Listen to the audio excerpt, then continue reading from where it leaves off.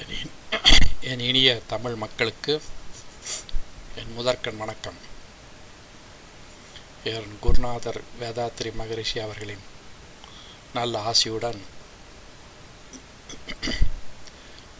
இன்று ஒரு சில பாடல்களை திருமந்திரத்திலிருந்து எடுத்து அதற்கு விளக்கம் கொடுக்கலாம் என்றிருக்கிறேன். இன்றைக்கு நம்ம உடலை பற்றி பார்ப்போம். நாடிகள் எத்தனை, அது எப்படி செயல்படுது அப்படிங்கிறத பற்றி. நம்ம உடம்புல 72,000 நாடிகள் இருக்கிறதாக அந்த காலத்து சித்தர்கள் கண்டுபிடிச்சிருக்காங்க. மருத்துவ ரீதியாக 72,000 நாடியை நம்ம பார்க்க முடியாது. இந்த நாடினா என்னென்னா, அதாவது உடம்பில் இருக்கிற சக்தியை, வைட்டல் எனர்ஜி இல்லைன்னா பிராணிக் கரண்ட் அப்படின்னு சொல்லுவாங்க. அதை ஒரு இடத்துலேருந்து இன்னொரு இடத்துக்கு எடுத்து செல்கிற ஒரு சேனல் மாதிரி. It carries the vital energy or pranic currents from one place to another place. அந்த மாதிரி தான் அந்த நாடிகள்லாம் செயல்படுது. 72,000 நாடிகள். அதில் முக்கியமாக 14 நாடிகள் கருதப்படுகிறது. அந்த 14 நாடிகளை பற்றி அது பேரை மட்டும் சொல்லிட்டு, அதில் 3 நாடி மட்டும்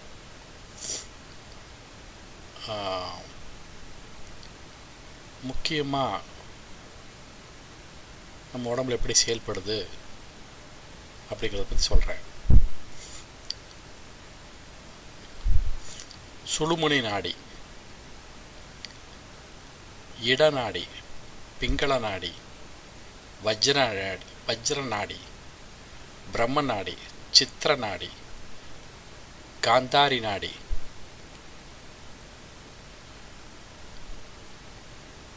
ஹஸ்த ஜீவ நாடி, குஹு நாடி, சரஸ்வதி நாடி, புஷ நாடி, சங்கினி நாடி, பயஸ்வினி, வாருணி, வருணி, அலம்புஷா, விஸ்வதாரா, யசாஸ்வினி. இந்த மாதிரி ஒரு 14 நாடிகள். இதில் சுழுமுனை அந்த நாடி ரொம்ப முக்கியம். அது எப்படின்னா, எங்கே இருக்குதுன்னா, நம்ம முதுகந்தண்டு இருக்குது. அந்த முதுகந்தண்டில் அதுக்குள்ளே ஒரு நரம்பு கொத்து போகுது. அந்த கொத்து எல்லாம் சேர்த்து தான், அதாவது ஒரு நரம்பு கொத்து சேர்த்து, அதுதான் சுழுமுனை நாடி.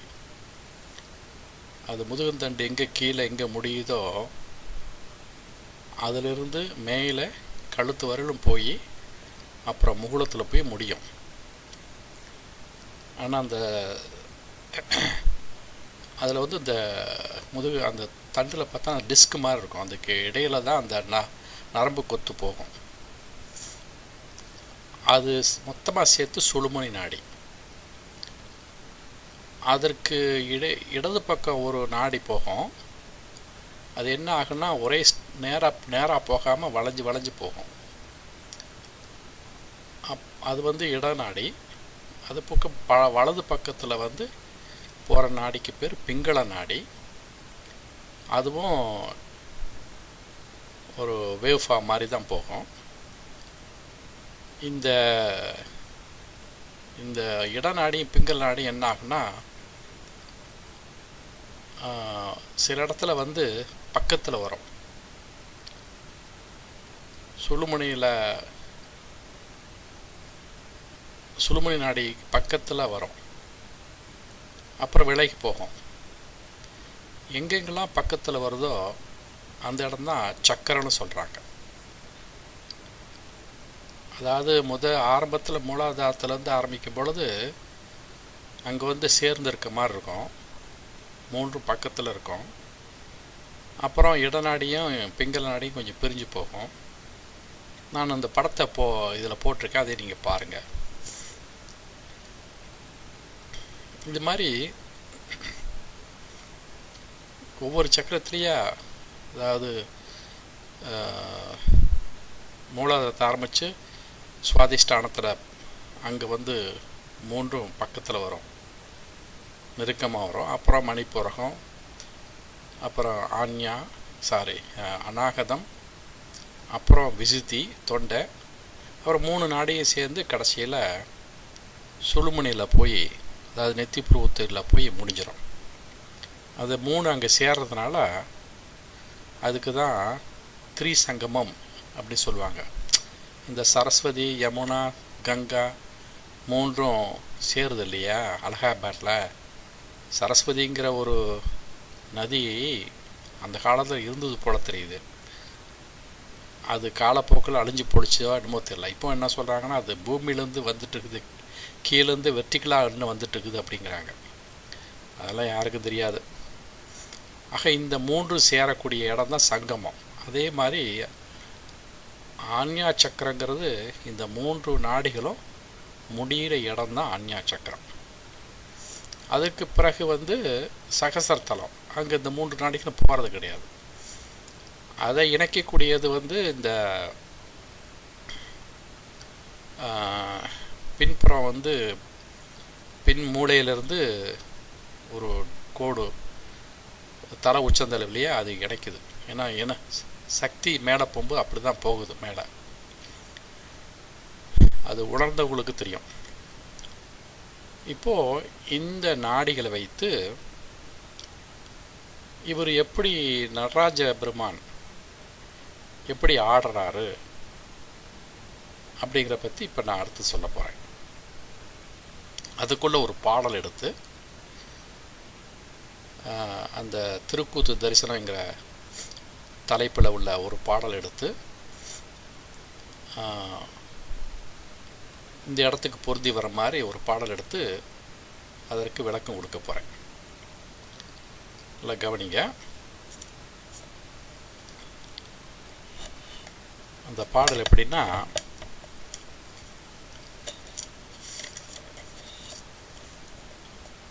ஆண் நத்தியாடி பின்னவ கூத்தாடி காணத்தி ஆடி கருத்தில் தரித்தாடி மூன சுலுனையில் ஆடி முடிவில்லா நாணத்துள் ஆடி முடித்தான் என் நாதனே. ஓகே, இப்போது இதை பிரித்து பார்ப்போம். இதை பிரித்து பார்த்தா தான் கொஞ்சம் நல்லா விளங்கும். ஒரு பாடலை சொல்கிறாரு, பதி பசு பாசம் எனப்பகர் மூன்றினில். இங்கே வந்து பதி என்றால் இறைவன் சிவபெருமான், பசு என்றால் நம்மளை போல சீவர்கள், பாசம் நமக்குள்ள இருக்கிற பாசம். அந்த அர்த்தம், அந்த பாடல் என்ன அர்த்தம்னா, பதி பசு பாசம் எனப்பகர் மூன்றினில் பதியினை போல் பசு பாசம் அனாதி. அந்த மூன்றையும் எடுத்துக்கிட்டு அதில் பதியாகிய சிவபெருமான் முடிவில்லாது, முடிவும் கிடையாது, இறுதியும் கிடையாது. அதாவது முதலும் கிடையாது, முடிவும் தெரியாது. அதனால தான் சிவபெருமான அனாத பய அப்படிம்பாங்க. அதாவது இந்த பேர் என்ன, தச்சன் வந்து கண்ணாமனா திட்டுவ போதெல்லாம் இதையும் சேர்த்துக்குவான். அவன் ஒரு அனாத பையன், அவனுக்கு போய் என் பொண்ணை எப்படி கொடுக்க முடியும், தக்ஷானி எப்படி கொடுப்பேன், அவன் வந்து சாம்பலை பூசிக்கிட்டு தெருவில் அலையிறவன், சுடுகாட்டில் வந்து எப்போ பார்த்தா சுற்றிட்டுருப்பான். அவனுக்கு போய் என் பொண்ணை கொடுக்க முடியுமா என்ன? அவனுக்கு அப்பா யார், அம்மா யார், என்ன குணம், என்ன எந்த ஊர், இது மாதிரிலாம் பேசிக்கிட்டே போவான். அந்த மாதிரி அனாதை அப்படிம்பான். அவ்வளோ தூரம் கேவலமாக சிவபெருமானை திட்டி கிடப்பான். என்னைக்கா அந்த சிவபெருமான் அனாதி. அதே போல் நாமளும் அனாதை தான், சீவர்களும் அனாதி அப்படிங்கிறது தான். பதி பசுப்பாசம் எனப்பகர் மூன்றினில் பதியினை போல் பசுப்பாசமும் அனாதி. ஏன்னா நம்ம மாயினால் உட்பட்டு நம்ம ஏதோ நல்லா வாழ்ந்துருக்கோமா தெரியுது. கடைசியில் போகும்போது என்ன கொண்டு போகிறோம்? ஒன்றும் கொண்டு போகல, அனாதே தான் போகிறோம். நம்ம போகும்போது யாரும் கூட வர்றதில்ல. காதற்ற ஊசியும் வாராதுக்கான் கடைவழிக்கே அப்படின்னு யார் பாடினா? பட்டினத்தார பாடினார். அந்த இது கரெக்டாக பொருந்தி வருதே இல்லையா அந்த இடத்துக்கு? உற்றார் வருவாரா, யாரும் வரமாட்டாங்க. என்ன அந்த மாதிரி கடைசி காலத்தில் நாமளும் அனாதை தான். அந்த மாதிரி இருக்கும் பொழுது அந்த ஒரு காலகட்டத்தில் இறக்கு முன்னாடியாவது ஏதாவது ஒரு இதாக பயிற்சி பண்ணி இறைவனை கண்டு கொள்ள வேண்டும் என்ற ஒரு முயற்சியிலையாவது இருக்கணும் அப்படிங்கிறதுக்கு பாடுபடணும் அப்படிங்கிறது. அந்த பாடுபடுறதுக்கு அதுக்கு தடங்களாக இருக்கிறது பாசம். அந்த பாசம் இந்த பசுவோட ஒட்டிகிட்டு இருக்க வரலும் அந்த ஆன்மீக வாழ்க்கையில் நம்ம உள்ளே போகவே முடியாது. அப்படி போனால் கூட இடைஞ்சல் வந்துகிட்டே இருக்கும். என்ன அதை பற்றி தான் அந்த பாடல். பதி பசு பாசம் எனப்பகர் மூன்றினில் பதியினை போல் பசு பாசம் அனாதி. பதியினை சென்றணுகா பசுபாசம். பதியினை சென்றணுகா பசு பாசம். என்ன இந்த பாசத்தினால பதி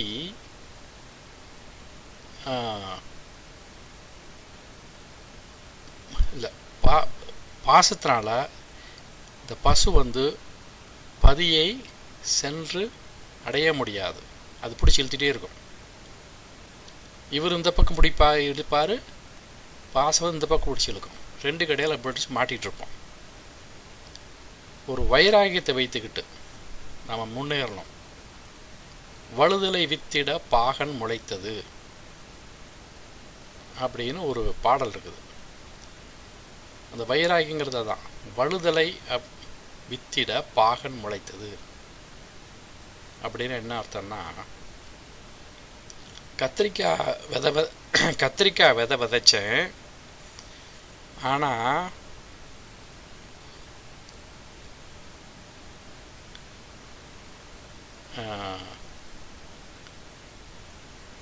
பாகற்காய் முளைத்தது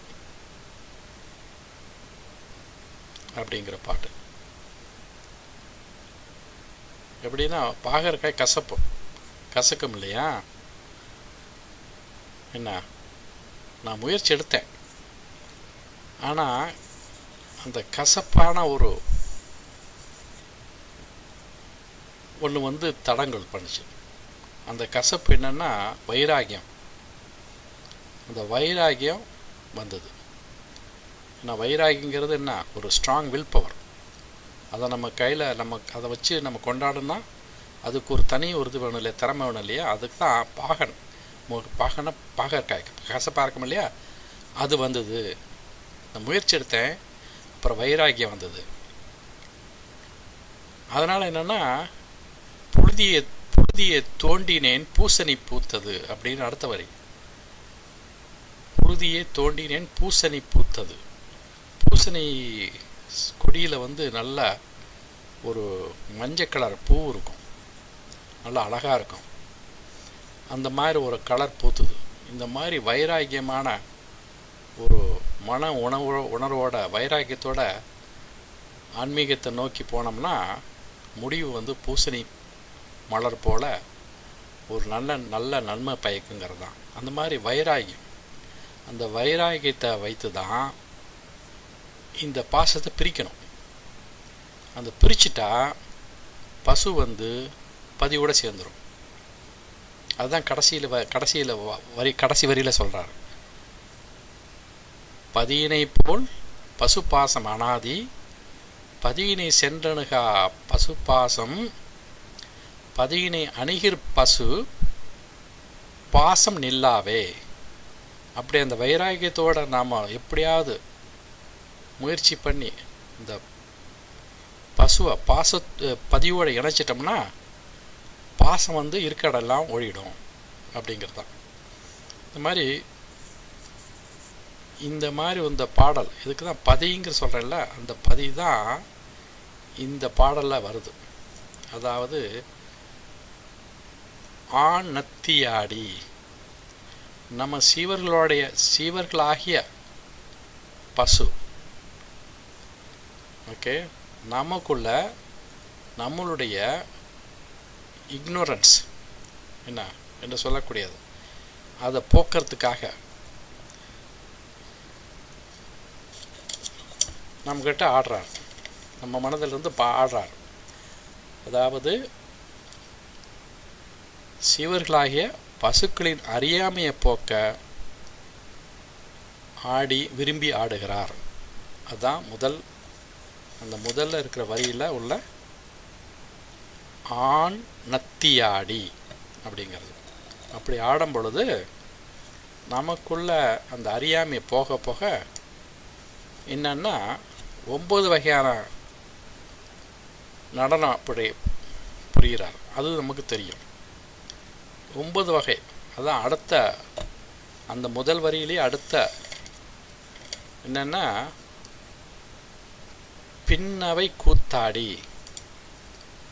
அது எப்படின்னா பின்னவ கூத்தாடினா பின் நவ கூத்தாடி.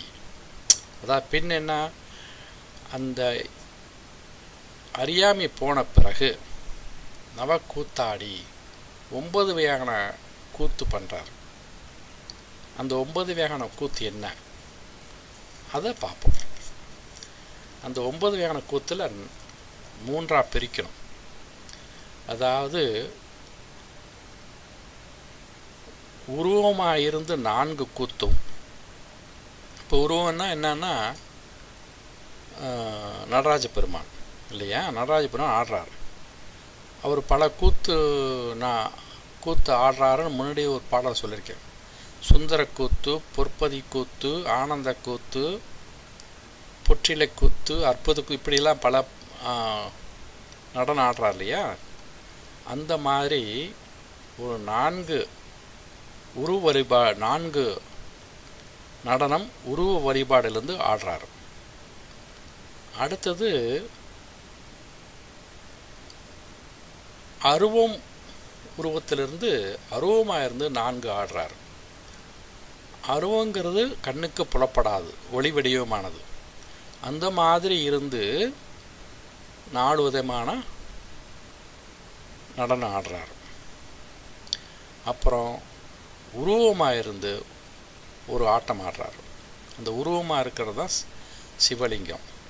ஆக மொத்தம் 9 வகையான நடனம் ஆடுறாரு. அதுதான் நவக்கூத்தாடி என்று சொல்லப்படுகிறது. அப்புறம் என்ன, அடுத்த வரை கான் நத்தியாடி. கான்னா காடு. இந்த அறியாமையாகிய அஞ்ஞானமாகிய காட்டில் என்ன, அதாவது சீவர்களிடம் நமக்குள்ளே என்ன இருக்குது, அறியாமையாகிய காடு. இங்கே வந்து அறியாமைங்கிறது காடு. அந்த அறியாமையாக ஒரு காடு இருக்குது, அதை போக்குறதுக்கு ஆடுறார். இது வந்து முன்னாடியே போடணும். அதாவது ஆண் நத்தியாடின்னு போட்டுட்டு அதுக்கடுத்து இதையும் சேர்த்து போடணும். ஆண் நத்தியாடி, அப்புறம் கான் நத்தியாடி, பின் நவக்கூத்தாடி. இப்படி போட்டால் கரெக்டாக இருக்கும். ஏன்னா 2 இடத்துலையும் வந்து இந்த அறியாமை வருது, அதுக்காக தான் சொல்கிறேன். கான் நத்தியாடினா நம்ம அறியாமையாக காட்டில் ஆடுறார், வேற ஒன்றும் இல்லை. கான் நத்தியாடி, கருத்தில் தரித்து ஆடி. சீவர்களுடைய கருத்தில் பொருந்தியாடி, அவர்களுடைய எண்ணத்தில் பொருந்தியாடி, அந்த மாதிரி. என்ன, இது ரொம்ப சுலபமாக புரியுது இல்லையா? ஸோ இந்த மாதிரி ஆடிக்கிட்டு போகும்பொழுது அடுத்தது என்ன ஆனால் சுழுமுனையில் ஆடுறார். அதுதான் முன்னாடியே நான் நாடியை பற்றி சொன்னேன். அதாவது நம்மளுடைய எண்ணத்தில் ஆடுறாரு. அப்புறம் மூண சுழுனையில் ஆடி, சுழுனையில் ஆடி. சுழுனைங்கிறது என்ன? சுழுமுனை நாடி. இந்த முதுகுந்தண்டில் இருக்கு இல்லையா, அந்த முதுகுந்தண்டில் இருக்கிற இடத்துல முதுகுந்தண்டில் எந்த இடத்துல ஆடுறாரு? சக்கரத்தில் தான் ஆடுறாரு. அதாவது இந்த 3 நாடியும், இடநாடியும் பிங்கள நாடியும் இந்த சுழுமுனை நாடியும் சேர்ற இடத்துல. அந்த மாதிரி எங்கெங்கே சேருது? மூலாதாரம் அங்கே தான் ஆரம்பிக்குது. அப்புறம் சுவாதிஷ்டானம், அப்புறம் மணிப்புரகம், அநாகதம், விசுத்தி, இந்த மாதிரி இடத்துல சக்கரத்தில் அங்கெல்லாம் ஆடுறாரு. அப்படி ஆடுனா என்ன ஆகும்? என்ன, நமக்குள்ள இருக்க அறியாமையே போயிட்டே இருக்கும். அந்த ஆனந்தம், பேரானந்தம் வரும். அப்படிங்கிறது தான் சுழுனையில் ஆடி. ஓகே, இந்த சுழுனையெல்லாம் எங்கெங்கே சேருதோ அதெல்லாம் பேர் சக்கரம். அப்புறம் என்ன, முடிவில்லா. அதனால் என்னென்னா இப்படி ஆடுறதுனால முடிவில்லா ஞானத்துள் ஆடி. அப்படி ஆடும்போது என்ன, நமக்கு ஞானம் வருது, சிவானந்த ஞானம் வருது, சிவானந்தம். அதில் அவர் ஆடுறார். அது மாதிரி இந்த மாதிரி சிவானந்தம் உண்டாகும் ஏற்படும்படியாக ஆடுறார்.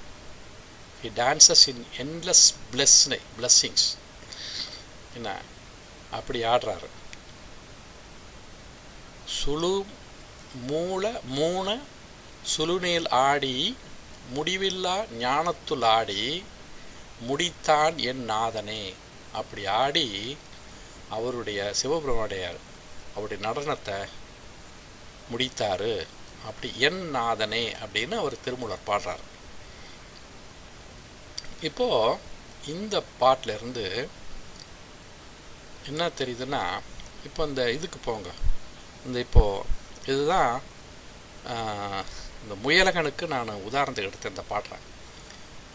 இது இப்போ நம்ம தியானம் பண்ண பொழுது, இந்த குண்டலினி பயிற்சி பண்ண பொழுது, இந்த சக்தியானது மேலே போகும்பொழுது ஒவ்வொரு சக்கரத்துலேயும் அவர் சிவனோட சேர்ந்து ஆடி கடைசியில் சகசத்தத்தில் 2 பேரும் பேரானந்த திளைக்கக்கூடிய அளவுக்கு அவங்க ஆடுவாங்க அப்படிங்கிறது. இந்த மாதிரி ஒவ்வொரு சக்கரத்தில் ஆடுறபோது அதை அந்த மாதிரி ஆடும்பொழுது நம்மளுடைய அறியாமையிலே போய் பேரானந்தம் உண்டாகும் அப்படிங்கிறது தான். அந்த படத்தில் அந்த சிலையில் இருக்கிற இதை பார்த்தீங்கன்னா, இந்த கீழே ஒரு முயலன் படுத்திருக்கான்ல, அந்த முயலன் மொத்தத்தில் 3 ஆணவம், மாயை, கண்மம் என்ற 3 மலங்களை மொத்தமாக உருவம் கொண்ட ஒரு அரக்க குணம் படைத்த ஒரு உருவம். அந்த உருவத்தில் அவர் நல்லா பாருங்க, அந்த முதுகந்தண்டில் தான் அவர் காலை வச்சு ஆடுவார். அப்படி ஆடும் பொழுது அவனுடைய மலங்கள்லாம் போய் கடைசியில் என்ன ஆகுது? அவன் சிரித்த முகமாக இருப்பான். அந்த மாதிரி அந்த படத்தில் பார்க்கலாம். அந்த நீ கேலண்டரில் பார்த்தாலும் சரி, இல்லை நீ சிலையில் பார்த்தாலும் அப்படி தான் இருக்கும். அப்படி முகத்தை குப்புறப்படுத்திருப்பான். ஆனால் அவன் தலையை தூக்கி அவரையே பார்ப்பான். அதில் ஒரு புன்சிரிப்பு இருக்கும் அவனுடைய முகத்தில். அது மாதிரி ஆடிட்டு இருக்கும் பொழுது அதான் களிம்பருத்தான் எங்கள் கண்ணுதல் நந்தி. அப்படி இருக்கும்போது என்ன, என்னுடைய களிம்பு மலக்குற்றங்கள், முயலகன் போன்ற மலக்குற்றங்கள் 3 குற்றங்கள், அதுதான் சிவபெருமான் இது மாதிரி முகுந்தனில் ஆடி இந்த போக்குனார். அப்படி களிம்பருத்தான் எங்கள் கண்ணுதல் நந்தி, களிம்பருத்தான் அருட்கண் விழிப்பித்து.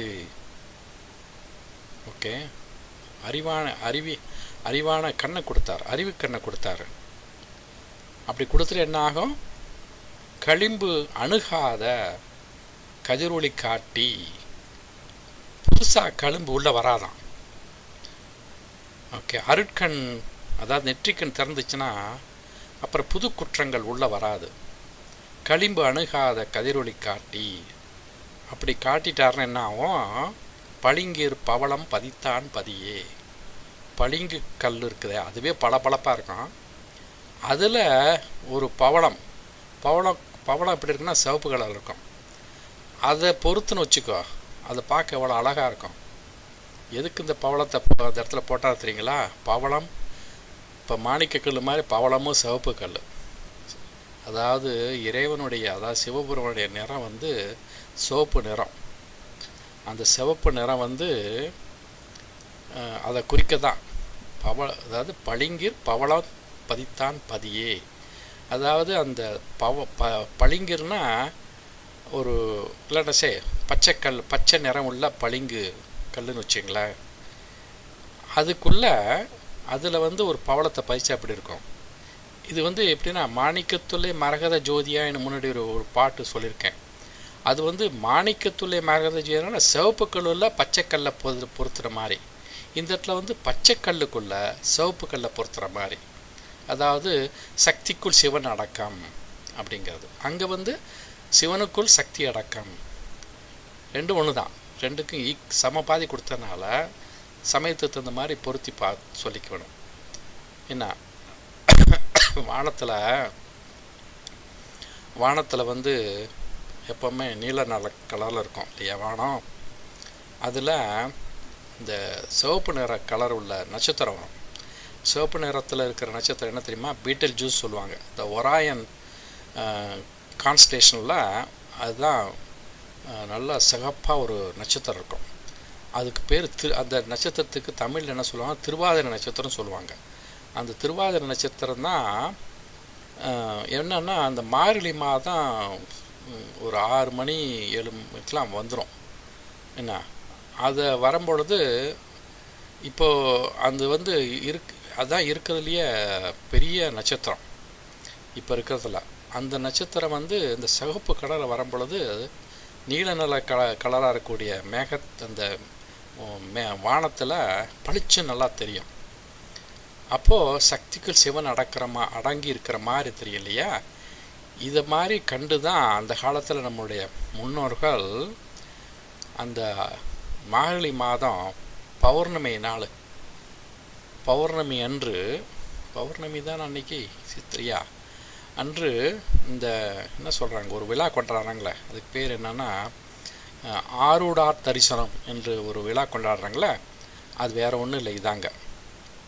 அதனால தான் ராத்திரி பூரா முடிச்சிருப்பாங்க. ஏன்னா அந்த மாதத்தில் மட்டும் அந்த நட்சத்திரத்தை இந்த கிழக்கு உதயமாவது பாருங்கள், அதிலிருந்து மேற்க மறையிறவர்களும் அந்த ஒரு மாதத்தை நல்லா தெரியும். அதுலேயும் தெரியும், ஜனவரியில் நல்லா தெரியும். அதுக்காக தான் ஆருடா தரிசனமும் அப்புறம் அந்த மகர சங்கராந்தின்னு சொல்லிட்டு இதில் ஜனவரி 15th 14th கொண்டாடுறாங்களே சபரிமலையில், அதுவும் இதே தான், அதே நட்சத்திரம் தான் அங்கே பார்க்குறாங்க. ஆருடா தரிசனம், ஆருத்ரா தரிசனம். அந்த ஆருத்ரா தரிசனங்கிறது ஆருத்ராங்கிறது திருவாதிரை நட்சத்திரம். அதுதான் பீட்டர் ஜோஸ். அது வந்து ஒராயன் கான்ஸ்டலேஷனாக இருக்குது. நான் ஒரு தடவை இன்னொரு தடவை வந்து அந்த கான்ஸ்டலேஷனில் படம் போட்டு இன்னும் கொஞ்சம் அதிகமாக அதை பற்றி விளக்குறேன். இந்த பேச்சில் வந்து அதை பேச போகிறதில்ல. போன பேச்சில் வந்து கார்த்திகை நட்சத்திரத்தை குரூப் எடுத்து படம் போட்டிருந்தேன் இல்லையா? அதே போல் கான்ஸ்டலேஷன், ஒராயன் கான்ஸ்டலேஷன் படமும் நான் என்னுடைய கேமராவில் எடுத்து வச்சுருக்கேன். அதில் ஒரு நெபுலா இருக்குது, அதுக்கு பேர் ஒராயன் நெபுலா. ரொம்ப அழகாக இருக்கும் பார்க்குறதுக்கு. அதுவும் சேர்ந்து நீங்கள் பார்க்கலாம். இல்லைனா இன்டர்நெட்லேயும் போய் கண்டுபிடிச்சிங்கன்னா பார்க்க முடியும். M42 அப்படின்னு போட்டிங்கன்னா அதான் ஒராயன் நெபுலா. அந்த கான்ஸ்டலேஷனில் அது ஒரு பிரைட் ஆப்ஜெக்ட். பைனாகுலர்ஸ்லேயே பார்க்கலாம் அதை.